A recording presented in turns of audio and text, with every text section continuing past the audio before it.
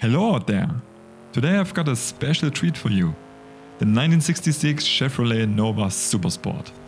This classic beauty, unlocked by earning 20 points during the storm season of Series 27, is a departure from the modern and sleek Chevrolets we often see in Forza Horizon 5 or especially previously on my channel.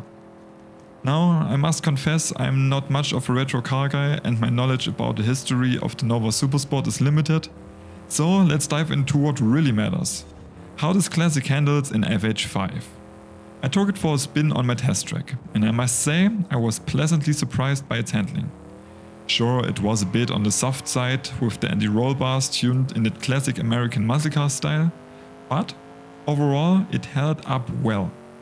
The Nova didn't suffer from excessive wheel spin that plagues many cars from the same era, like those Dodge Chargers and Challengers. To my surprise, the stock car's feel was quite good. Acceleration was decent, allowing for quick shifts without overwhelming the gearbox. The turn-in response, combined with the grip of the tires, was more than satisfactory for a car of this vintage and performance index. Now, let's talk about what makes this car truly special. That glorious sound emanating from the 5.3-liter naturally aspirated V8, boasting 350 horsepower and 488 Nm of torque. It's undeniably one of the best sounding cars in the game, capturing the essence of a bygone era. I'll let the video take you through the rest of the stock run. After that, we'll dive straight into the tuning of the Nova, where I'll share you my thoughts and intentions behind the modifications. Stay tuned!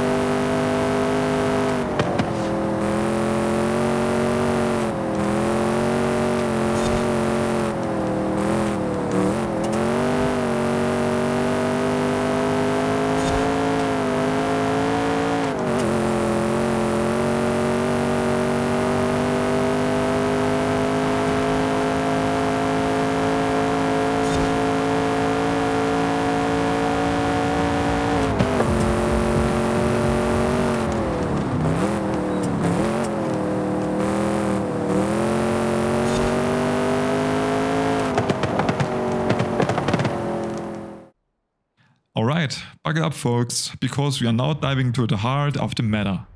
Tuning the 1966 Chevrolet Nova Supersport to make it a true all-rounder. I seriously contemplated slapping on the supercharger, but alas, the performance index gods frowned me upon that idea. So, our engine remains naturally aspirated, and that's not a bad thing. Skipping the supercharger, I moved on to some exterior modifications. Added a sleek front bumper, decked out with a rear wing, or whatever you want to call it, and oh, I've got a soft spot for that street hood. Check out that scoop or stalker kit, call it what you want. When you hit the gas, watch the throttle opens and close, a small detail that adds up a nice touch. Now let's talk rubber. I swapped those stock tires for street compound ones. Some might question if this is enough for B-Class, but given the tire width and the full aero package, I'm betting the Nova will grip in the asphalt like a champ. Rims, American Racing VF533. This is the way to go, but not on 14 inches. 16 or 17 inches for that classic Chevy look, and more importantly, to handle the curbstones in Guanajuato. I beefed up the rear tire profile size for good measure. Widening the track was a must for the aesthetics, though the difference on the front axle was a bit underwhelming compared to stock. Now, onto the drivetrain. I had dreams of a 4-speed drift transmission. But reality struck.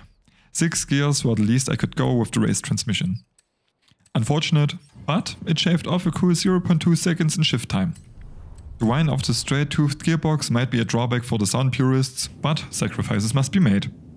Race driveline and differential are essential additions. Brakes, I settled for the sport variant. Why? Firstly, it doesn't gobble up too many PI points. Second, it looks cooler than the race version. And lastly, the braking rating suits the Nova speed range just fine. Remember, in the stock configuration this classic didn't even have brakes. So this is a significant upgrade. No, I'm not joking. Maybe I am. Suspension and anti-roll bars got a race level boost. Chassis reinforcement too. A sport version to take a torsion stiffness issue. With a dry weight of 1355 kilos, we are in a good place for grip and handling, after adding the sport weight reduction. 3 more tweaks under the hood and we are wrapped up the build. And last but not least, an important hint for the fine tuning. The setup leans a bit softer because the Nova's got grip for days. It's an overall softer but still sporty setup, and you will get what I mean when we hit the tuned run. Stay tuned and let's see what the Nova can really do.